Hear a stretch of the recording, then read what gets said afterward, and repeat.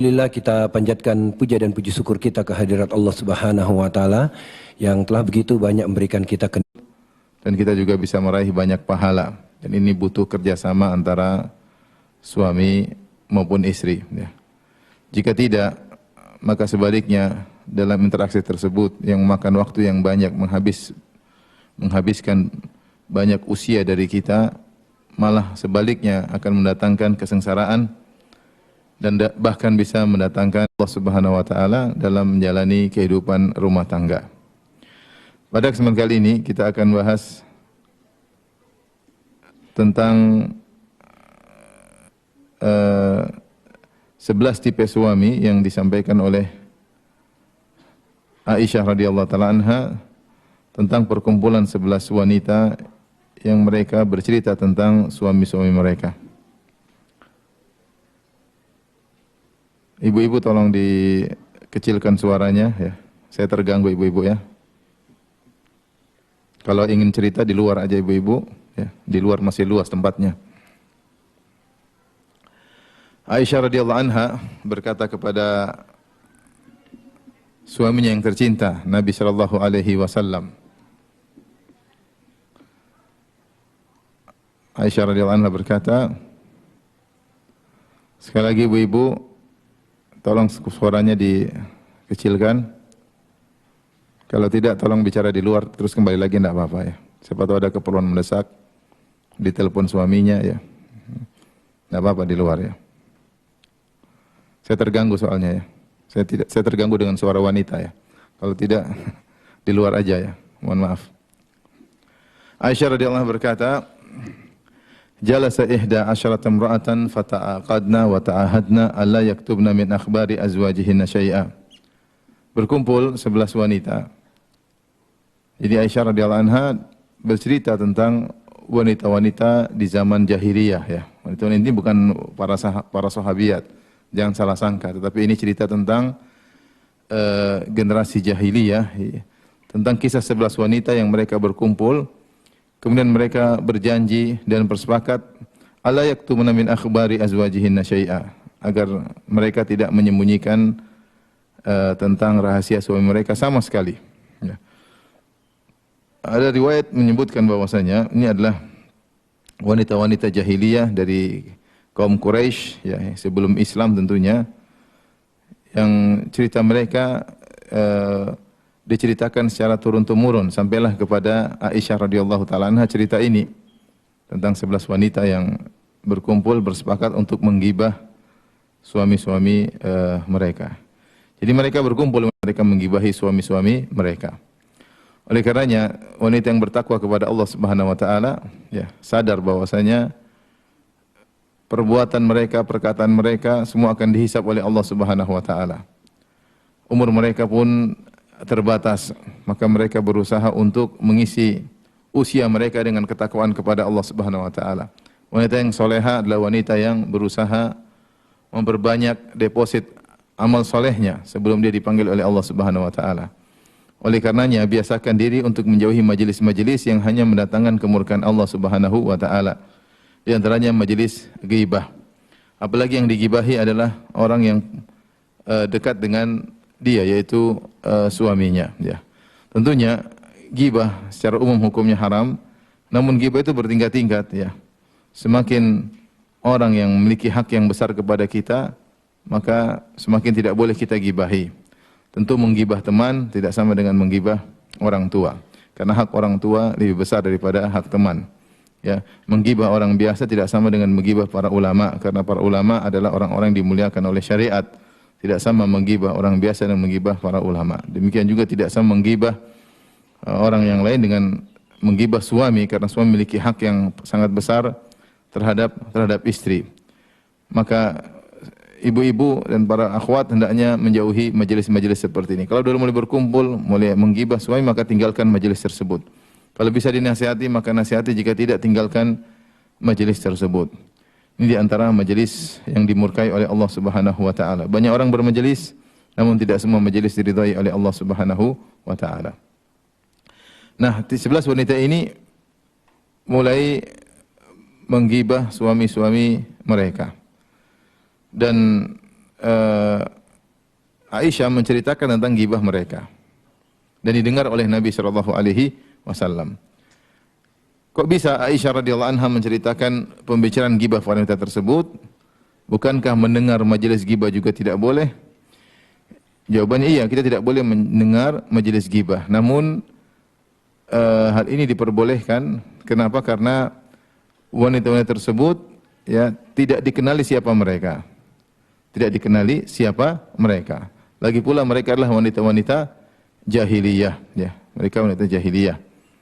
Jadi mereka menggibahi suami-suami mereka dan Aisyah radhiyallahu anha menceritakan gibah mereka. Dan Nabi sallallahu alaihi wasallam mendengar.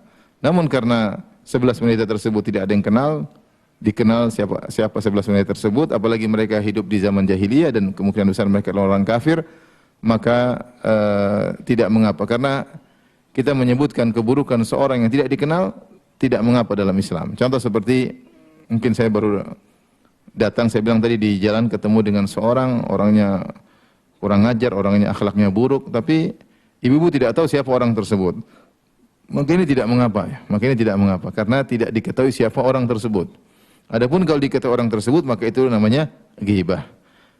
Atau meskipun tidak disebut namanya, tapi dengan isyarat orang paham siapa yang dimaksud, itu pun sama juga ghibah. Ya. Tadi ada seorang begini, bajunya begini. Tidak disebut namanya, tapi dipahami yang dimaksud siapa, maka ini juga adalah ghibah. Oleh karenanya hati-hati, kadang-kadang kita menggabungkan banyak dosa dalam satu majelis, kita menggibah orang, kemudian disertai dengan ejekan dan hinaan, maka tergabunglah antara ghibah dengan istihza, dengan ejekan, apalagi terkadang ada olok-olokan, maka terkadang satu perkataan bisa mendatangkan kemurkaan besar dari Allah Subhanahu wa taala. Mari kita dengar penjelasan 11 wanita tersebut ya, tentang suami-suami mereka ya.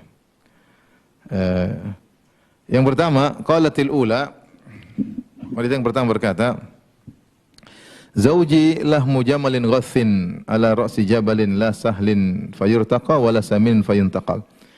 Berkata wanita pertama, suamiku ibarat seperti daging onta ya, yang kurus yang berada di atas puncak gunung. Ya, dalam riwayat wa'rin, yang sulit untuk didaki. La sahlin fayurtaqa wala saminin fayuntaqal.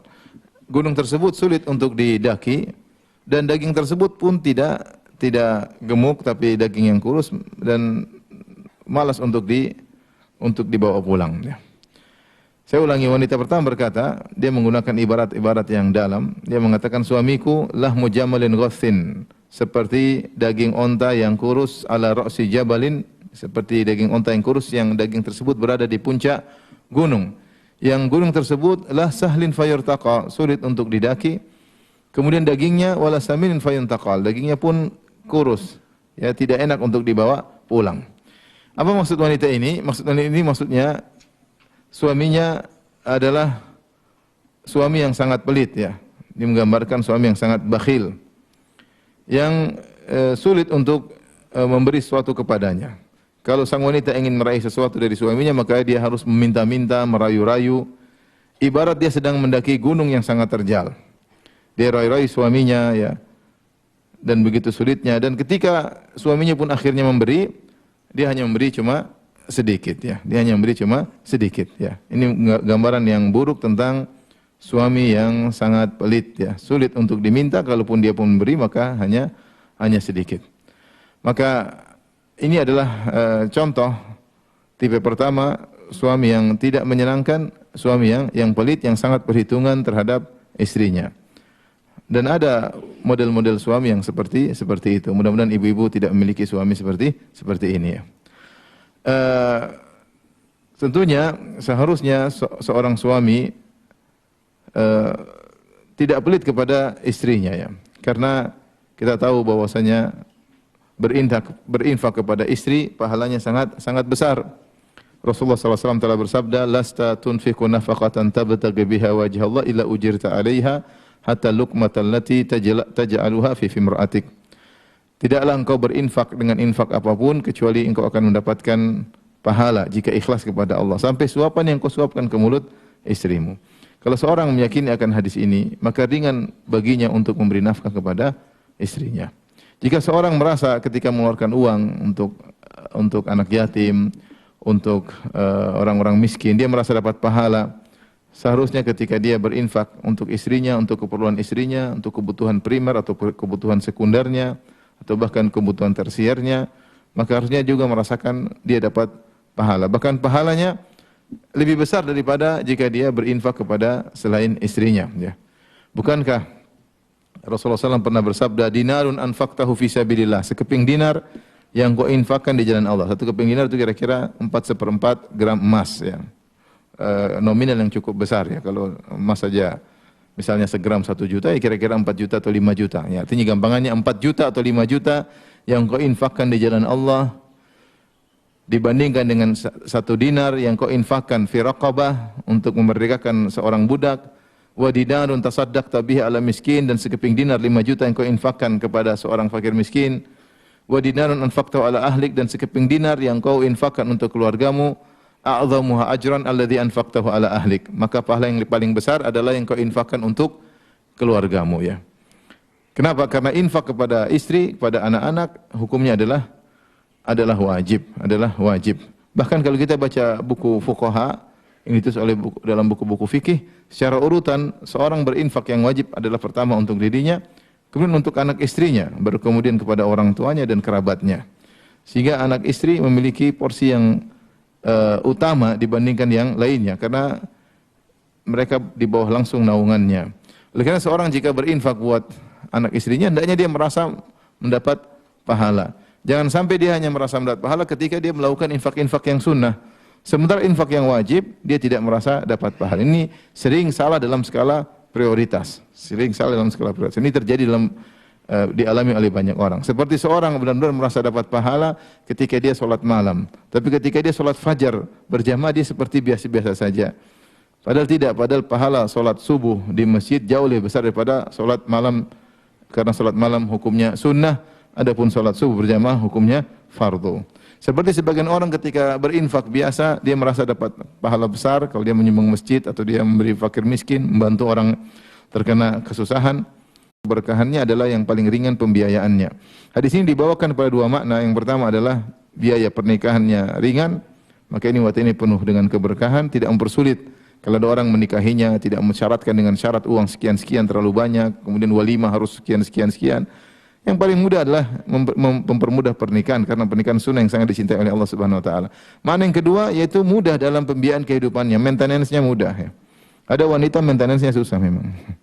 Ya, salonnya mahal ya. Gemuknya harus dipertahankan, kemudian banyak repot. Maintenance-nya susah ya. Terus tasnya harus branded ya.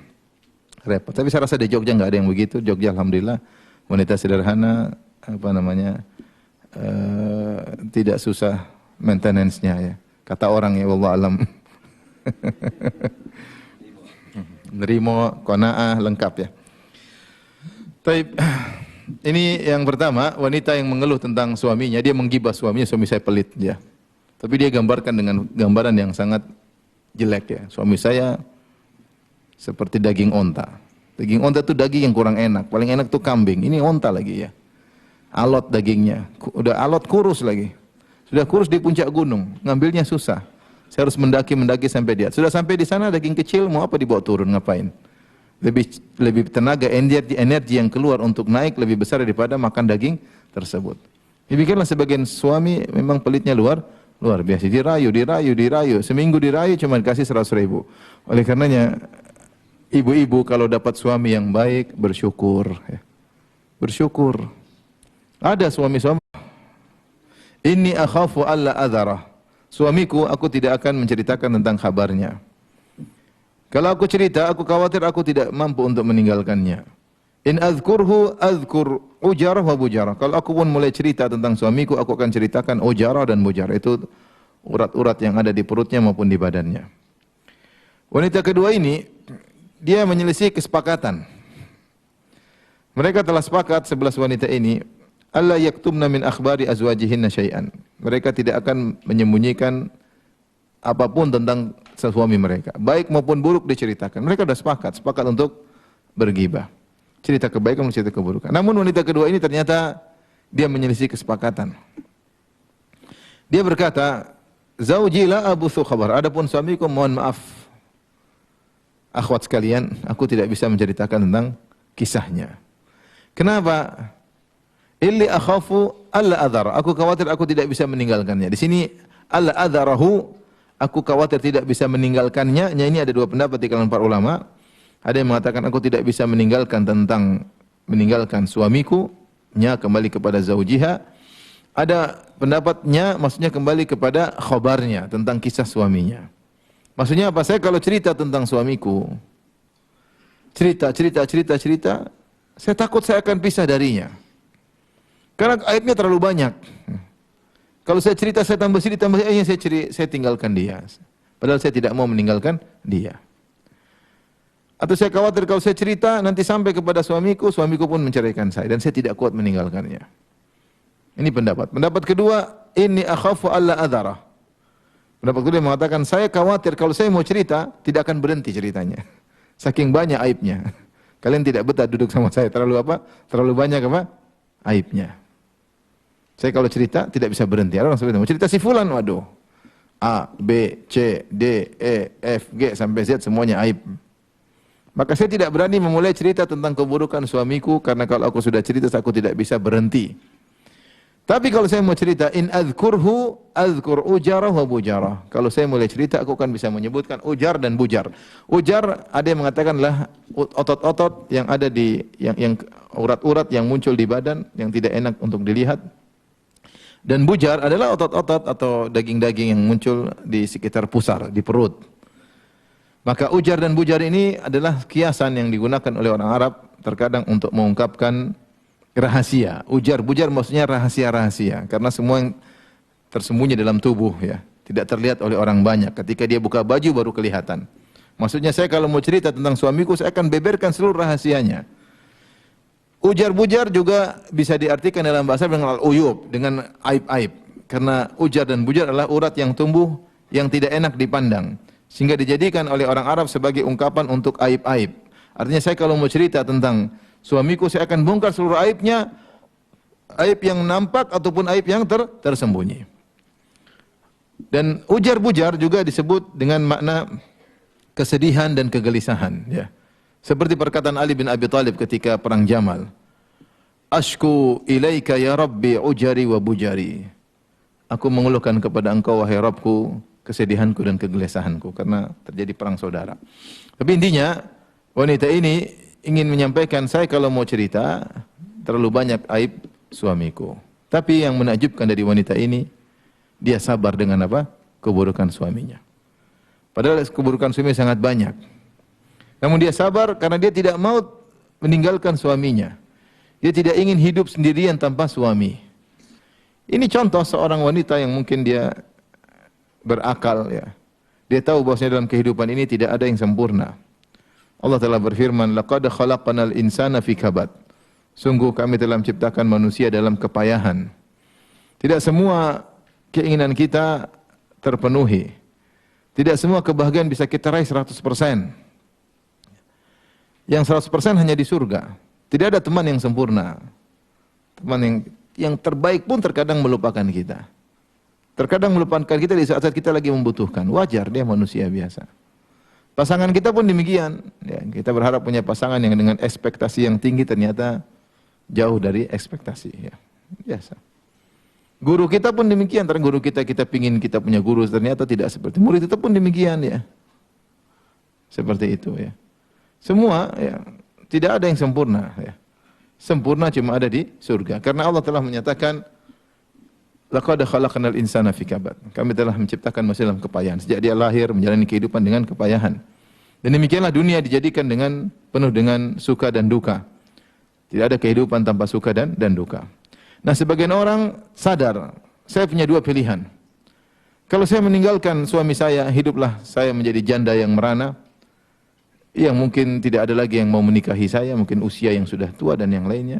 Tidak ada tempat berkeluh kesah, tidak ada tempat untuk bercengkrama, bercanda tawa ya.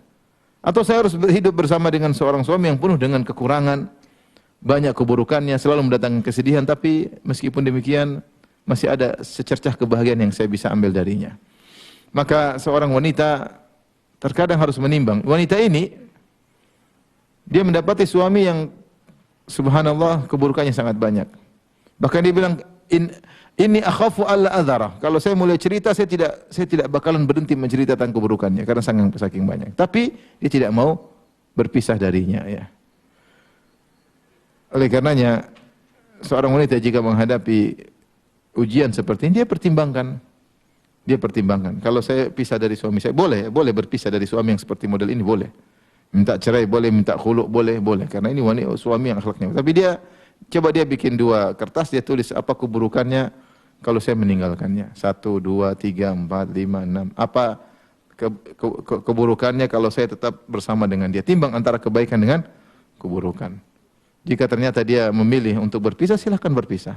Jika dia memilih untuk bertahan, dia bersabar, pahala terus mengalir, maka dia bertahan, ya.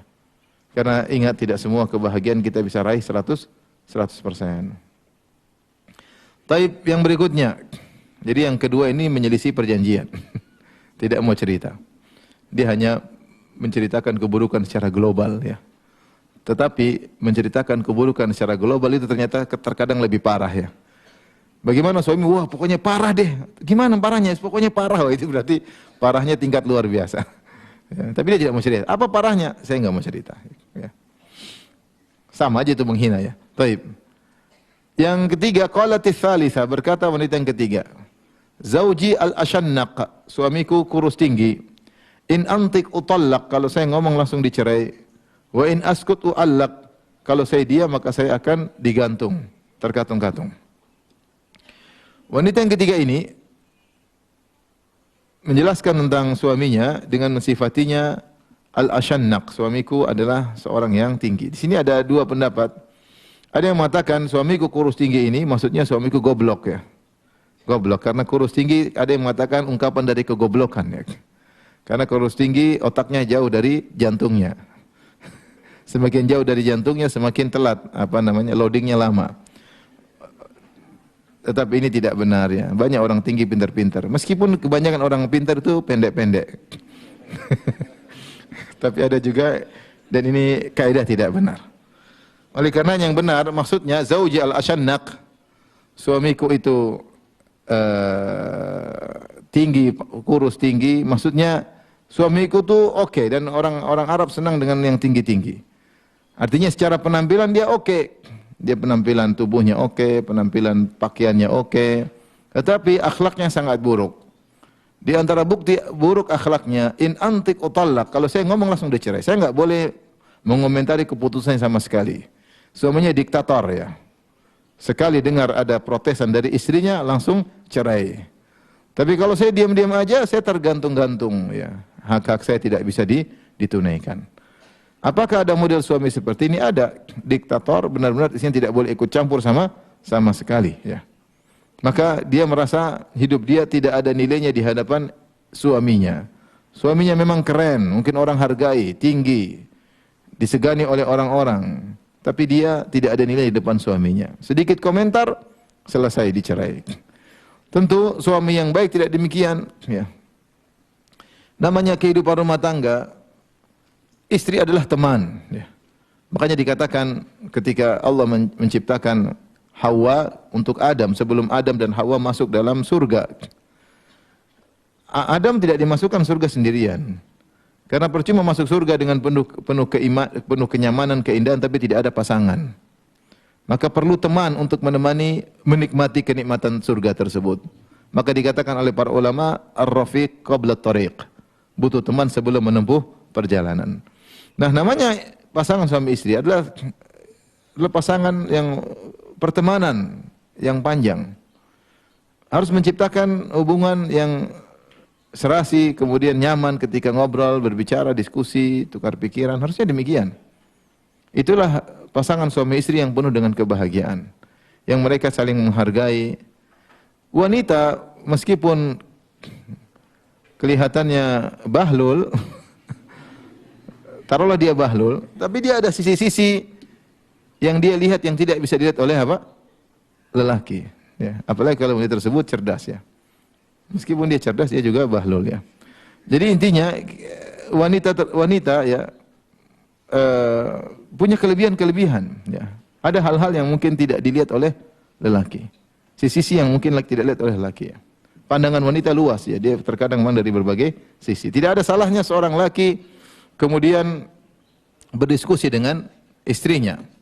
Lihatlah Nabi SAW ya, ketika menjalankan perjanjian Hudaybiyah, ketika Rasulullah SAW berangkat dengan para sahabat untuk melaksanakan umrah pada tahun 6 Hijriah, sampai di sana mereka sudah pakai kain umrah, pakaian ihram, dengan bawa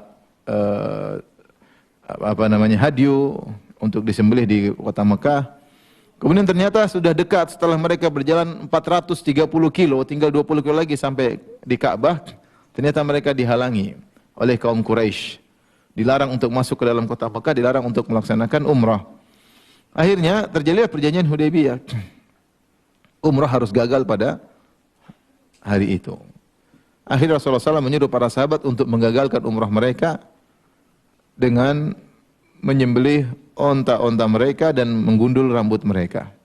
Ternyata para sahabat tidak mau. Tidak ada yang mau. Kenapa mereka tidak mau? Mereka berharap Rasulullah SAW merubah pikiran. Tunggu, masih rayu. Siapa tahu Rasulullah SAW merubah pikiran, perang aja daripada kita ngalah.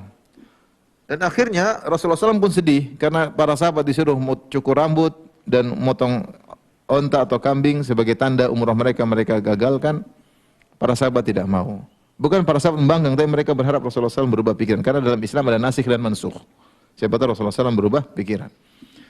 Akhirnya Rasulullah SAW masuk ke tenda, dia pun sedih. Ternyata di dalam tenda ada Ummu Salamah. Maka Rasulullah pun menyampaikan keluhannya kepada istrinya. Ini yang benar seperti itu. Tidak ada masalah ngobrol sama istri. Kemudian Ummu Salamah kasih ide. Wahai suamiku, kau keluar, cukur rambutmu, potong ontamu, tidak usah ngomong sama siapapun.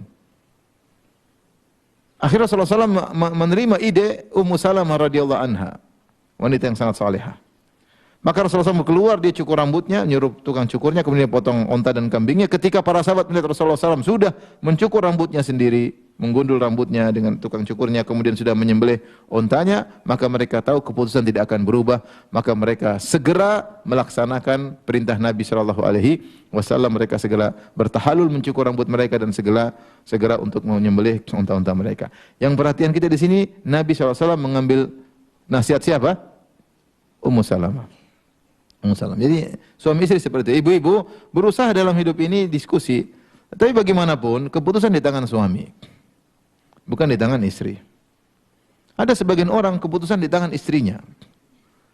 Kita ngobrol sama seorang, saya rapat sama seorang, gimana Pak, begini. Oke Ustadz, kita jalankan. Besok telepon Ustadz, afwan Ustadz, Ummu tidak setuju lah. Taib sekali. Besok lagi ada rapat, Ustadz gini. Oke, setuju Pak, oke rapat. Oke, kita besok ya. Telepon lagi besoknya, Ustadz afwan Ummu tidak setuju. Udah yang rapat Ummu aja, jangan kamu. Kamu keputusan, kamu dibawa ketiak istrimu. Jadi istri tahu bahwasanya suaminya pengambil keputusan. Dia boleh kasih masukan, kasih ide, mungkin keberatan, oke. Tapi selama Tihamah, suamiku seperti malam di pegunungan Tihamah. Ya. La harrun wala qurrun, tidak panas kalau di malam hari di pegunungan Tihamah. Anginnya tidak panas dan juga tidak dingin. Wala makhafah wala sa'ama, tidak ada yang perlu ditakutkan, dikhawatirkan dan tidak membosankan. Anginnya sejuk biasa, tidak panas, tidak dingin, oke lah. Tidak dikhawatirkan dan juga tidak membosankan. Wanita yang keempat ini ingin menjelaskan suami saya itu biasa-biasa aja ya. Tidak wow dan juga tidak membosankan. Tidak disebut suami yang hangat, enggak juga. Dingin juga tidak. Ya. Tidak dibilang romantis, tapi oke. Tidak dikatakan dirindukan, tapi kalau ngobrol sama dia tidak membosankan. Ini tipe yang suami biasa-biasa aja, tapi perjalanan hidup jalan ya. Ada suami yang seperti ini. Ya, suami saya oke-oke aja lah. Mau dibilang royal sama saya tidak juga, tapi tidak pelit. Biasa aja. Waktunya beli, enggak beli juga enggak. Biasa aja.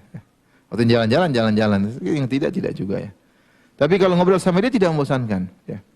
Tidak romantis, tidak hangat, tidak juga dingin. Tapi saya tidak khawatir dengan Zauji in dakhala fahid, suamiku kalau masuk seperti macan. Wa in kharaja asid, kalau keluar rumah seperti singa. Wala yas'alu amma ahid, dan tidak pernah bertanya-tanya tentang apa yang dia dapati. Ya. Taib, wanita yang kelima ini banyak ahlul hadis menjelaskan dia sedang memuji suaminya. Dia bilang suami kalau masuk rumah seperti singa, seperti macan, kalau keluar seperti singa, dan tidak pernah nanya tentang apa yang dia hadapi. Apa sisi pujiannya? Banyak ahli tafsir mengatakan zauji inda khalafahid, suamiku kalau masuk seperti macan. Macan itu dia sering tidur. Makanya kita punya pepatah, jangan bangunkan macan yang lagi apa? Tidur. Dia suka tidur. Bisa coba cari di Google macan sehari tidur berapa jam ya. Coba cari Ibu, coba lihat Mas, macan tidur berapa hari sejam. Biar antum tahu antum macan atau bukan. Coba lihat di Google, macan tidur berapa jam. Ada macan Jogja, macan 16 jam. 16 jam coba, 16 jam. Berarti banyak. Kita cuma 8 jam ya. Berarti macan palsu yang 8 jam. Macan tidurnya banyak.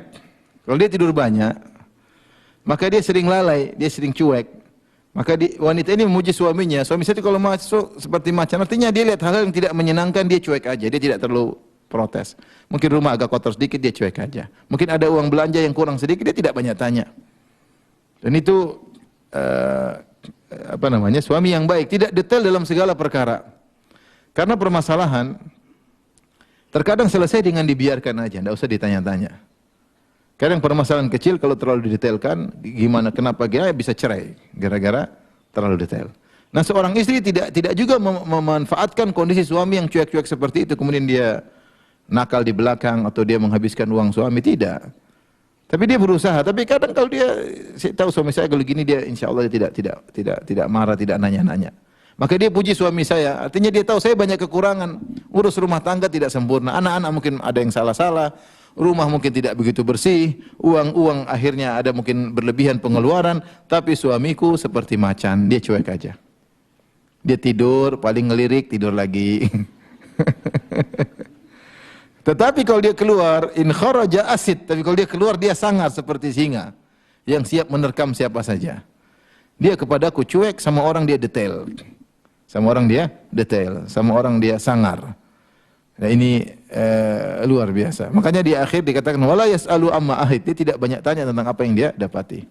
Ini pendapat pertama, ada yang mengatakan maksudnya dia memuji suaminya, memiliki sifat ciri khasnya tidak terlalu detail dengan apa yang dilihat. Ya, seperti macan yang sering tidur. Ada yang mengatakan maksudnya suamiku seperti macan. Macan maksudnya gagah ya, artinya sering menggaulinya. Dan tanda seorang suami sayang kepada istrinya, dia sering menggauli apa? Istrinya. Tapi kalau suaminya sebulan, 2 bulan tidak pernah menyentuhnya, ini macan ompong. Macan ompong. Jadi kalau ibu-ibu suami selalu minta sayang, ayo ke kamar misalnya, itu berarti macan dia. Berarti dia sayang sama ibu ya. Jadi dilayani, macan lagi kepingin dilayani. Jangan sampai dia macan sama perempuan lain, bahaya. Oleh karenanya kalau ada suami yang sering minta untuk menggauli istrinya, berarti dia sayang ya. Karena di antara tanda sayang, tanda cinta, dia berhasrat. Dia berhasrat. Subhanallah, saya ketemu dengan seorang, ini kisah nyata ibu-ibu. Ini tolong ditutup, jangan dianu. Karena saya bercanda. Dia ada kawan. Ada kawan, ibu-ibu dengar dengan sebentar. Ada kawan, dia menikah lagi akhirnya. Saya bilang, kenapa kau menikah lagi? Dia bilang, Ustadz, istri saya Ustadz, akhlaknya buruk. Marah-marah terus, banyak nuntut. Saya tidak bisa berhasrat sama dia sama sekali. Enggak bisa. Udah ketemu, sudah di kamar, enggak bisa berhasrat. Akhirnya saya nikah lagi. Dan sama yang kedua dia berhasrat terus. Kenapa? Kalau intinya, kalau seorang suami berhasrat sama istrinya, berarti dia sayang sama istrinya. Dengan kata-kata yang indah, dengan pergaulan yang manis, dengan cumbuan, akhirnya suami berhasrat. Makanya wanita kalau tahu suaminya sering menggodanya, sering merayunya, berarti dia macan. Ya. Berarti dia sayang ya. Tapi kalau udah nggak pernah menggoda, ya itu repot itu. Berarti dia kucing. Ya. Ini pendapat kedua, bahwasanya suami saya macan adalah dia mencintaiku, sering mencumbuiku, ya, sering menerkamku, ya, seperti macan. Nah, ini luar biasa. Dia kalau di rumah, sebagai pendapat pertama, fahid, yaitu cuek, nggak terlalu detail. Tapi kalau keluar, sangar. Harusnya demikian lelaki yang baik. Sama istri baik-baik, sama keluar dia boleh sangar. Di luar dia mungkin kerang, di dalam rumah baik. Bukan sebaliknya, sebagian suami di luar kucing, di rumah singa. Di luar sama orang engge-engge, pulang ke rumah dibentak-bentak apa? Istrinya. Waliyadzubillah. Namun itulah kondisi sebagian suami. Taib, ibu-ibu ingat semua, pertama, kedua, ketiga, keempat, kelima ya. Siapa tahu di antara ibu-ibu ada yang istrinya suaminya model-model di antara salah satu tersebut ya. Yang suaminya seperti macan, bersyukurlah kepada Allah Subhanahu wa taala. Qalatis sadisah, berkata yang keenam, zauji in akala laffa, suamiku kalau makan habis semuanya. Wa in syariba staffa, ya. Jadi kalau dia makan menunya banyak, habis semuanya. Wa in syariba staffa, kalau minum habis, tidak ada sisanya. Wa in taja al taffa, kalau dia tidur maka dia sendiri, dia selimut sendiri, selimut bersatu bukan selimut berdua. Wala yulijul kaffa liya'lamal batha, dan dia tidak pernah menjulurkan tangannya ke dadaku untuk mengetahui kesedihanku. Saya ulangi, dia mengatakan suamiku in akala laffa wa in syariba staffa wa in tajja iltaffa wala yulijul kaffa liya'lamal batha. Suamiku kalau makan habis, kalau minum habis semuanya, kalau tidur berselimut sendiri, dan tidak pernah menjulurkan tangannya ke dadaku untuk mengetahui kesedihanku. Wanita ini, ya, dia mengeluhkan tentang suaminya yang dunia doang, ya, kerjanya makan, minum, ya, makan, minum, tidak pernah urusan dengan dia. Kalau makan serius, semua menu dihabisin. Kalau minum juga apa? Serius.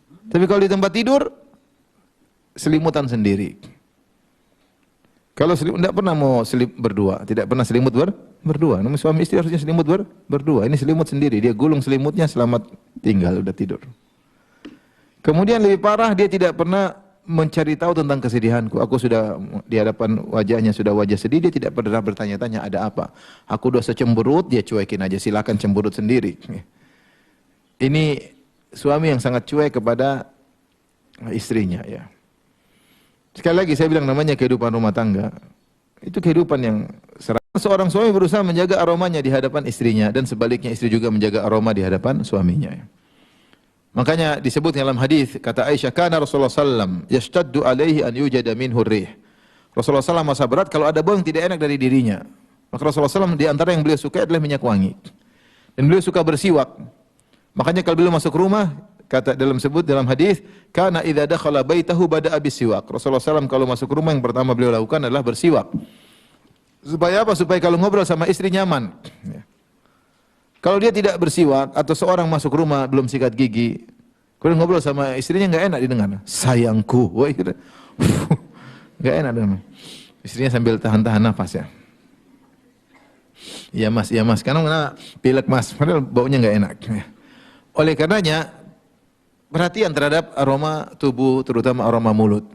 Makanya Nabi SAW ketika akan menikah juga milah-milih. Dalam hadis Rasulullah SAW ketika akan menikahi seorang wanita, Rasulullah SAW mengutus Ummu Sulaim untuk mengecek hal-hal yang detail tentang wanita tersebut. Di antaranya tentang penampilannya dan fisiknya. Kata Rasulullah SAW, "Unzuri ila urqubaiha wa syummi awaridaha." Lihatlah tumitnya, lihatlah tumit sang wanita tersebut, karena dengan tumit orang Arab bisa berdalil tentang mungkin fisik wanita tersebut. Mereka punya ilmu tentang hal tersebut. Parfum, ya, sarfum sini di mulut, semua parfum semua. Si kasih apa yang buat mulut harum itu apa namanya? Ya itulah itu sempat. Kama uhibbu an tatazayyana li. Aku suka berhias untuk istri sebagaimana aku suka istriku berhias untukku. Oleh karenanya kelembutan dituntut dalam kehidupan rumah tangga, Demikian juga masalah aroma tubuh juga diperhatikan ya. Taib. Dalam riwayat yang lain ada tambahan. Jadi dia mengatakan zauji al-masu masu arnab wa rihu rihu zarnab ana aglibuhu wan nasa yaglibu. Aku mendominasinya dan dia mendominasi orang lain. Aku mendominasinya dan dia mendominasi orang lain ya. Ini isyarat bahwasanya seorang laki yang baik bukan laki yang diktator dalam rumahnya ya. Dia lelaki yang suka mengalah kepada apa? Istrinya. Dia sadar bahwa istrinya penuh dengan kekurangan. Khuliqatil mar'atu min dhila. Wanita tercipta dari tulang rusuk. Wa inna awajah syai'in fi dhila a'lahu. Dan yang paling bengkok dari tulang rusuk itu bagian atasnya. Tulang rusuk kan begini, semakin di atas semakin apa? Bengkok. Semakin bawah semakin terbuka, semakin bengkok. Yang paling bengkok bagian atas. Sebenarnya Allah mengatakan maksudnya lisannya paling bengkok. Perempuan itu lisannya paling apa? Bengkok. Suruh lurus enggak bisa. Yang penting bukan otaknya yang bengkok ya, lisannya bengkok. Oleh karenanya terkadang dia mengucapkan hal-hal yang tidak menyenangkan, sikapnya salah, maka lelaki bersabar ya. Lelaki bersabar ya. Bukan bersabar kemudian dia kalah dalam segala hal, enggak. Tapi dalam perkara-perkara tertentu dia mengalah, terutama masalah keluarga, seperti itu ngalah aja, ya udah beli warna coklat beli aja. Seperti itu. Abi, saya mau horden warna hijau. Kamu nih orang kampung horden warna hijau. Enggak usah, biarin aja, enggak usah, itu urusan perempuan. Enggak usah, kita ngalah dalam hal itu, kita ngalah aja, ya. Enggak usah kita perdebatkan. Abi, saya suka Abi pakai parfum warna ini. Wah, saya suka warna parfum aroma gini. Aduh, enggak, ya udah ngalah aja. Jangan debat sama istri masalah seperti itu. Ya. Hal-hal yang bisa kita ngalah, suami yang baik.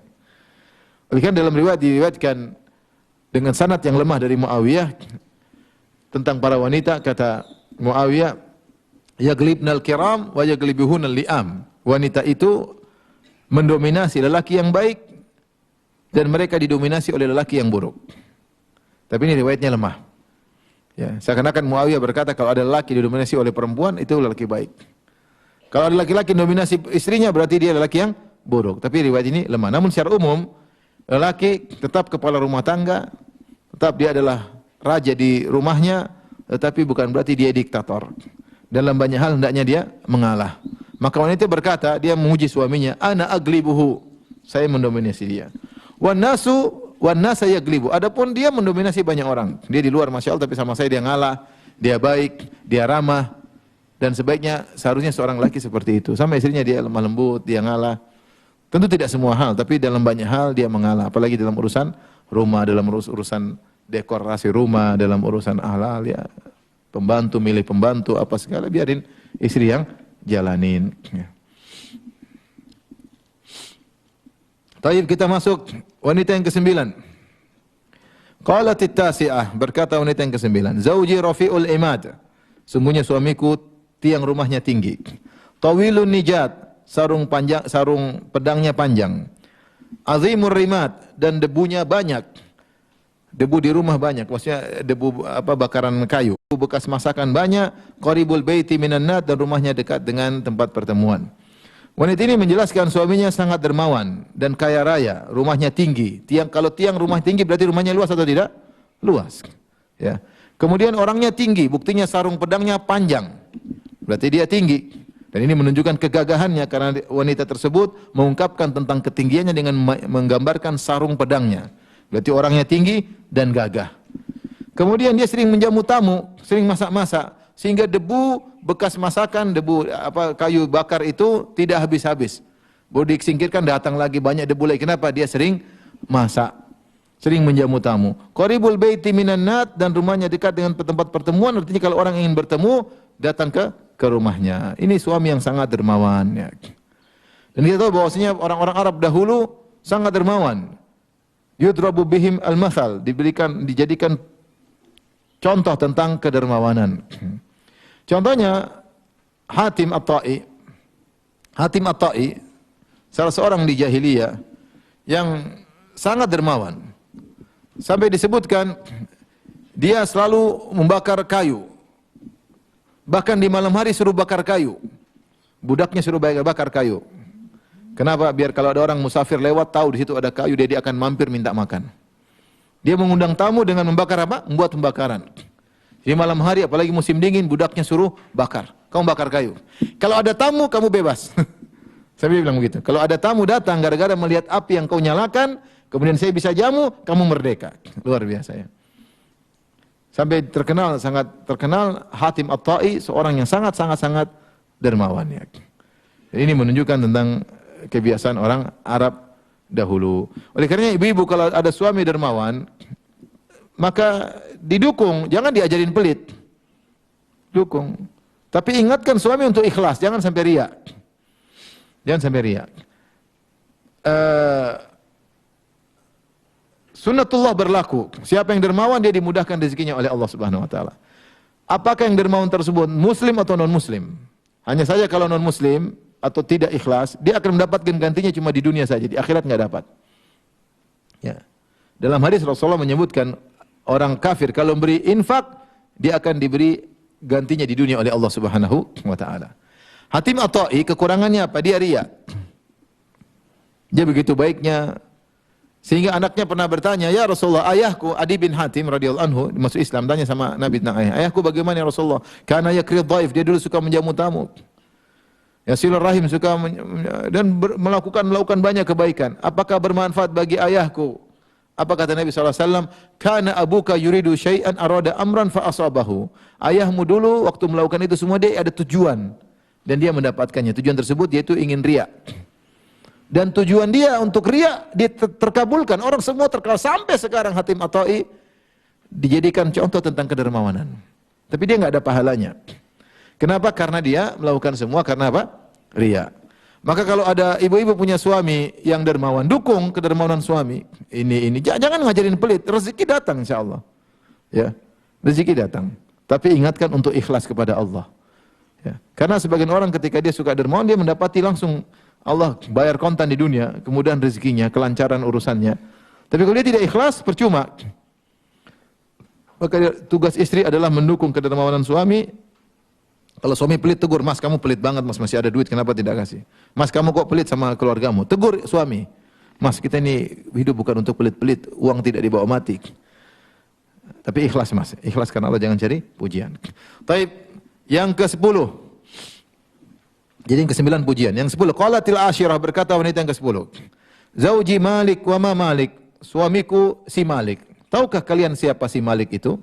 Malikun khairun min dzalik. Si Malik itu suamiku lebih baik daripada persangkaan kalian. Suamiku top. Lahu ibilun katsiratul mabarik qalilatul masarih. Suamiku punya onta-onta yang banyak kandangnya banyak, onta banyak, tapi tempat penggembalaannya sedikit. Kok bisa? Harusnya kalau tempat kandangnya banyak, tempat dia berkandang onta banyak, harusnya tempat gembalanya juga banyak, tapi ini enggak. Tempat kandangnya banyak, tempat gembalanya sedikit. Idza sami'na sautal mizhar, kalau dia mendengar suara duf, yaitu ada tamu yang akan datang, dijamu tamunya dengan duf, aiqanna annahunna hawalik, maka unta tersebut yakin mereka akan binasa. Apa maksudnya? Wanita ini juga bercerita tentang suaminya yang juga sangat dermawan, suka menjamu tamu. Sampai dia sediakan onta-ontanya banyak dan kandang-kandang onta banyak, tapi yang digembalakan cuma sedikit. Kenapa? Karena sebelum digembalakan sudah disembelih. Sehingga tempat penggembalanya sedikit, kandangnya banyak. Isyarat bahwasanya sebelum digembalakan sudah disembelih. Makanya dia katakan, "Idza sami'na sautal mizhar." Kalau onta-onta mendengar ada suara duf, mulai dipukulkan, berarti ada tamu datang. Aiqanna annahunna hawalik. Kalau dia tahu tamu-tamu sudah datang, mereka yakin mereka bakalan disembelih. Ini menggambarkan tentang suami yang suka menjamu tamu, dan itu adalah ibadah yang agung. Ikramud dhaif, menjamu tamu. Hendaknya suami istri bekerja sama kalau tamu dijamu ya. Taib, suami yang ke-11. Ini yang paling indah ya. Qalatil hadiyatu asyarah. Berkata wanita yang ke-11, Zauji Abu Zara. Suamiku namanya Abu Zara. Wa ma Abu Zara? Siapakah Abu Zara? Abu Zara ini anaknya namanya siapa? Zara ya. Maka disebut dengan Abu Zara. Anasa min huliyyi udhunayya ya. Anasa min huliyyi udhunayya. Dia telah memberatkan telingaku dengan perhiasan sehingga telingaku bergoyang-goyang ya. dari anasa ya.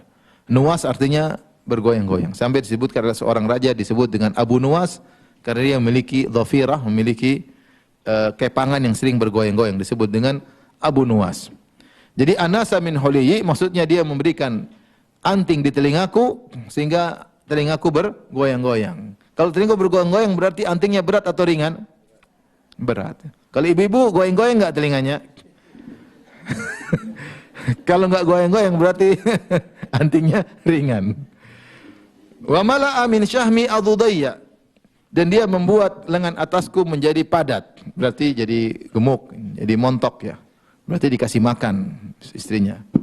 Ya, ibu-ibu coba cek ya.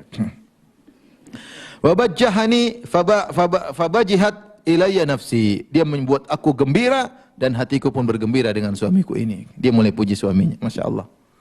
Ya, cukup. Kalau di telinganya sampai goyang-goyang berarti suamiku baik sekali. Otot badanku sampai padat berarti. Dan orang Arab dahulu senang orang-orang yang gemuk. Wanita gemuk itu digemari. Karena dulu banyak kekurangan makanan. Kalau wanita gemuk digemari oleh para lelaki. Sekarang kebalik ya. Kemudian dia mulai cerita tentang bagaimana baiknya suaminya, bagaimana peran suaminya. Wajadani fi ahli gunaimatin bisyiqqin. Bagaimana cerita aku menikah dengan Abu Zara?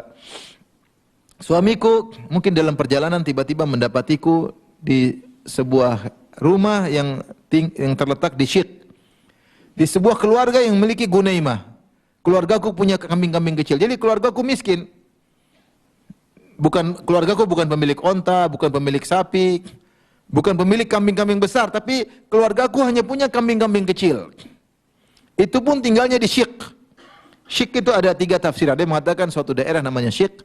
Ada yang mengatakan Syiq itu adalah jalan di antara bukit-bukit, yaitu jalan di antara gunung-gunung. Itu tinggal bukan di tempat biasa, tinggal di lereng-lereng gunung atau di jalan di tengah-tengah gunung. Berarti orang miskin.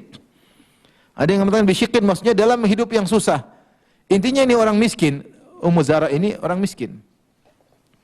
Suamiku mendapati aku dalam keluarga yang miskin yang hanya punya kambing-kambing kecil dengan hidup yang susah. Kemudian apa yang dia lakukan? Dia pun menikahiku. Faja'alani fi ahli sahilin wa atitin wa da'isin wa munaqqin. Maka dia pindahkan aku ke rumahnya. Di sebuah keluarga yang terdengar suara kuda. Masya Allah. Ada rumah suara kuda. Berarti rumah orang kaya bukan? Kita yang punya kuda biasanya orang kaya atau orang miskin? Orang kaya. Kita aja yang punya kuda enggak ada mungkin.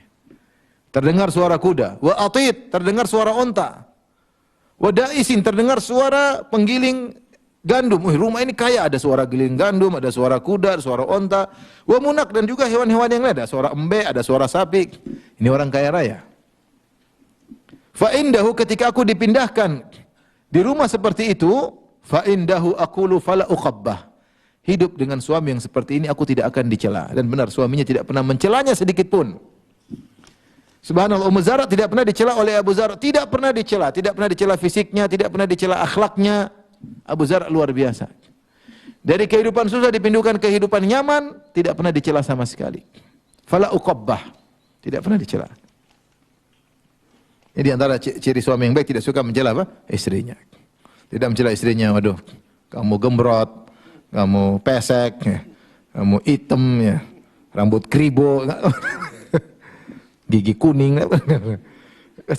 Ngomong yang baik, sayang, giginya masih keemas-emasan sayang. Tolong deh, bisa bahasa yang halus. Tidak usah dibilang apa.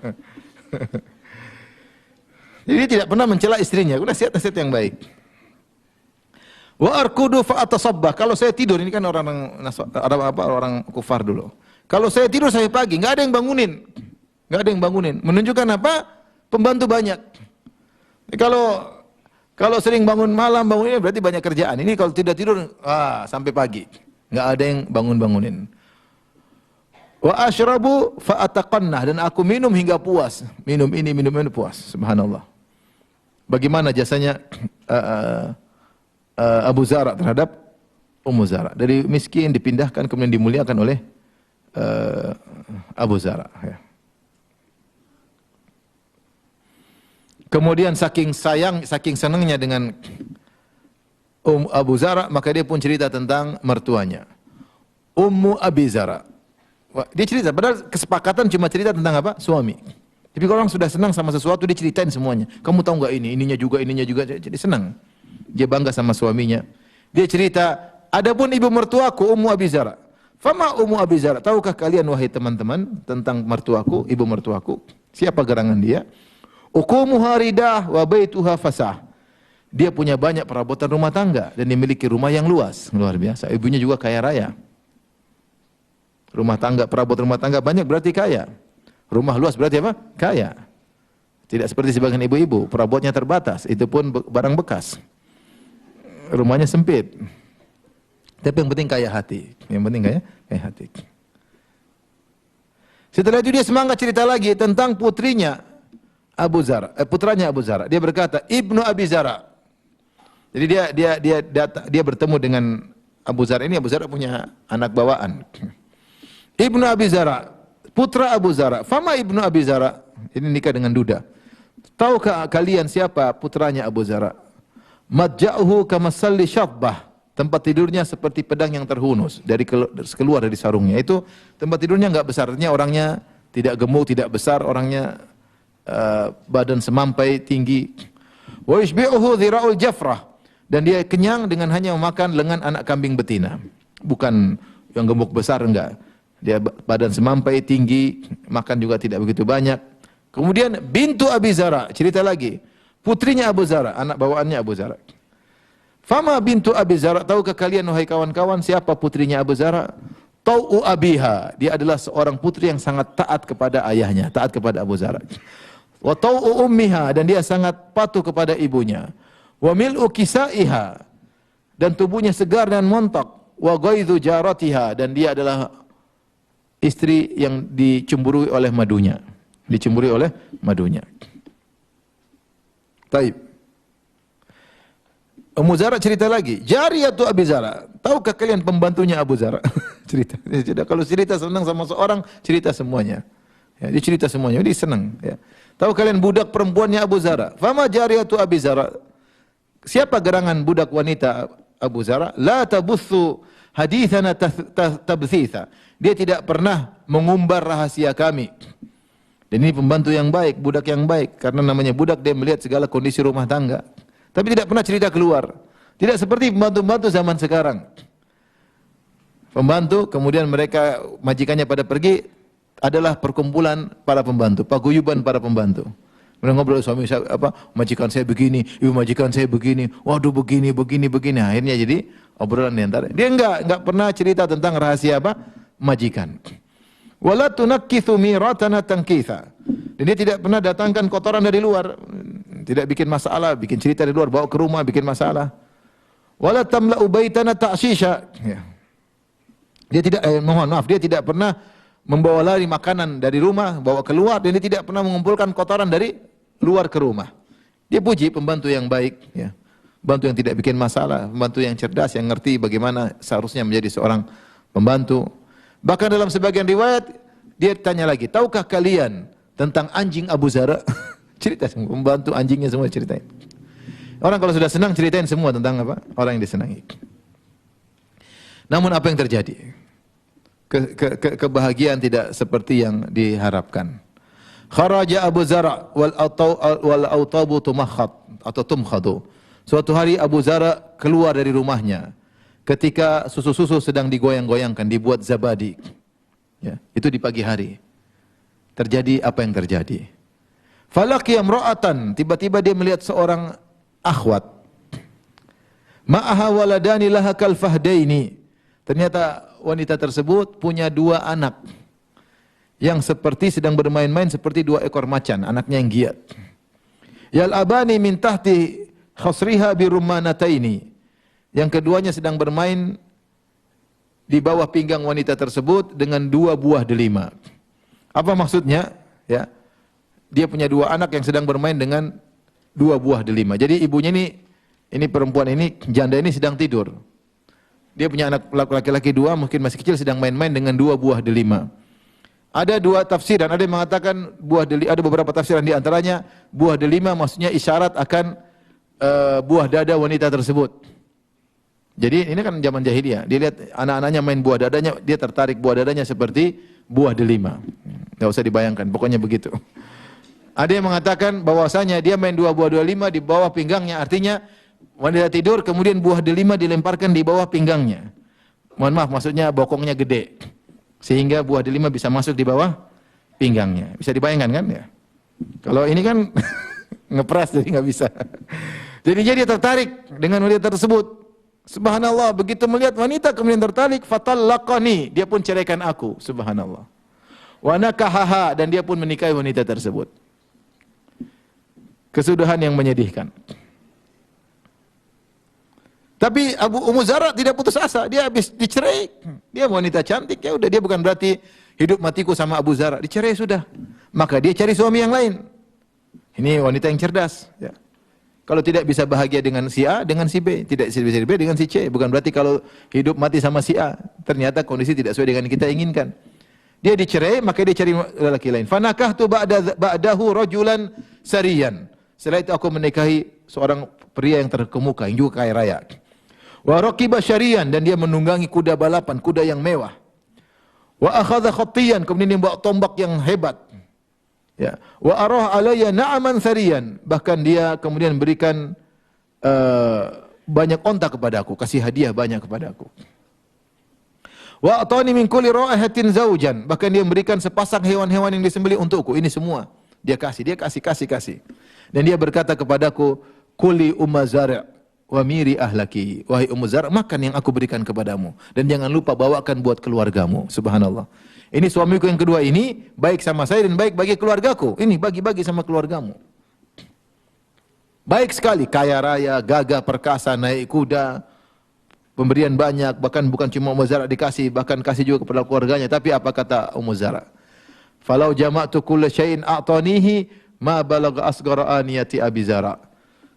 Seandainya semua pemberian yang dia berikan kepada aku kumpulkan, tidak akan sama dengan satu tampan pemberian Abu Zara'. Abu Zara' kasih saya sedikit, lebih bernilai daripada semua yang dia berikan kepada apa? Saya, ya. Subhanallah. Kenapa? Karena dia sangat cinta kepada Abu Zara'. Rupanya cinta pertamanya siapa? Abu Zara'.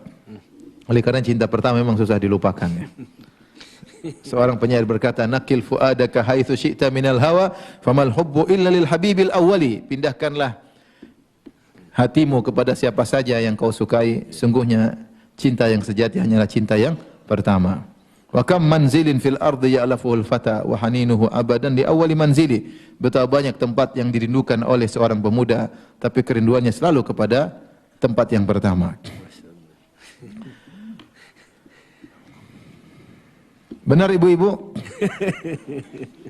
Cinta pertama usah dilupakan. Ini ibu-ibu, saya bukan bicara bapak-bapak. Ummu Zara ibu-ibu atau bapak-bapak? Ibu. Kalau bapak-bapak mungkin mudah dilupakan. Jadi inilah Ummu Zara, ya. Dia akhirnya menikah dengan laki lain dan dia menjalani kehidupan meskipun cinta pertamanya telah hilang. Tapi bukan berarti dia merusak rumah tangganya. Dia menjalani rumah tangga dengan kedua, menikmati rumah tangga dengan suami yang baik. Dan selesailah cerita Aisyah. Aisyah cerita kepada Nabi tentang 11 wanita tersebut. Kemudian Nabi berkomentar. Subhanallah. Nabi sabar mendengar cerita Aisyah dari wanita pertama sampai cerita wanita yang ke-11, ya. Ngomong apa sih? Nabi dengar saat pertama. Padahal ceritanya pakai isyarat-isyarat. Kalau kita ngomong apa sih? Ini kan Aisyah cerita dengan bahasa yang tinggi, dengan isyarat-isyarat. Tapi Nabi mendengar sampai selesai. Kemudian Nabi berkomentar, kuntu laki ka Abi Zara' li Ummi Zara'. Aku ini bagi engkau Aisyah seperti Abu Zara' kepada Ummi Zara'. Illa anna Abu Zara' talaq wa ana la utalliq. Hanya saja Abu Zara' mencerai, aku tidak mencerai. Di sini Nabi SAW memuji dirinya. Tentu Nabi tidak memberikan kepada Aisyah seperti pemberian Abu Zara'. Abu Zara' kaya raya, Nabi tidak seperti itu. Tapi Nabi memberi khulasah bahwasanya Abu Zara' sayang sama Ummu Zara'. Sehingga Ummu Zara' benar-benar terkesan dengan Abu Zara'. Dan Abu Zara' adalah cinta pertama bagi siapa? Ummu Zara'. Nabi tidak memberikan harta, tapi Nabi memberi kasih sayang kepada Aisyah. Seperti yang diberikan oleh siapa? Abu Zara' kepada Ummu Zara'. Dan Nabi adalah cinta pertama bagi siapa? Aisyah. Aisyah cinta berikutnya. Cinta pertama Nabi siapa? Khadijah. Di sini Nabi menyamakan dirinya dengan Abu Zara', dalam sebagian sisi tentunya, tentu Abu Zar tidak akan menyamai Nabi. Nabi begitu luar biasa. Tapi Nabi ingin menyenangkan Aisyah dengan mengatakan, sungguhnya aku kepada engkau wahai Aisyah seperti Abu Zar kepada Ummi Zar. Hanya saja Abu Zar mencerai, aku tidak mencerai. Kata sebagian ulama, ini dalil bahwasanya seorang suami boleh mengungkit kebaikannya kepada istrinya. Bukan untuk mencelanya, bukan untuk menghinanya, supaya menjaga sang istri tidak lupa diri. Karena di antara sifat wanita terkadang lupa dengan kebaikan apa? Suaminya. Dan itu sebab mereka masuk neraka Jahannam. Ketika Rasulullah SAW mengatakan, fa inna kunna aktsar hatabi jahannam. Hendaknya kalian banyak bersedekah. Sungguhnya kalian banyak penghuni neraka Jahannam. Ada yang berkata, 5 ya Rasulullah, kenapa bisa? Li'anna kunna takfurnal ashir, karena kalian suka ingkar dengan kebaikan suami. Kata Nabi SAW, lau ahsanta ila ihdahunna dahra, thumma ra'at minka syai'an, laqalat ma ra'aitu minka khairan qat. Kalau salah seorang dari kalian berbuat keburukan, berbuat kebaikan setahun penuh kepada istrinya, kemudian istrinya melihat satu kesalahan dari suaminya, dia berkata, aku tidak melihat kebaikan darimu sama sekali. Maka tidak mengapa terkadang seorang suami ingatkan kebaikan yang pernah dilakukan kepada istrinya. Sayang, masih ingatkah engkau dulu? Dulu kamu kurus kerempeng, sekarang kamu gemuk berotot. Dulu kita rumah kontrakan, sekarang kita kontraknya lebih gede. Kita ingat, biar dia tidak lupa diri. Dia tidak lupa diri ya. Kadang wanita perlu diingatkan, tapi bukan dalam rangka untuk man wal adha, bukan dalam untuk menyakiti, bukan dalam untuk mentang-mentang, tidak, agar dia tidak lupa diri, niat dengan niat yang baik. Inilah ibu-ibu yang dirahmati Allah Subhanahu wa taala, kisah tentang Abu Zar dan Ummu Zar. Waktu sudah habis ya? Iya. Tambah sedikit untuk tanya jawab. Oke, kita jawab sedikit ya. Kalau ada yang bertanya saya persilahkan. Baik, terima kasih Ustaz atas nasihat.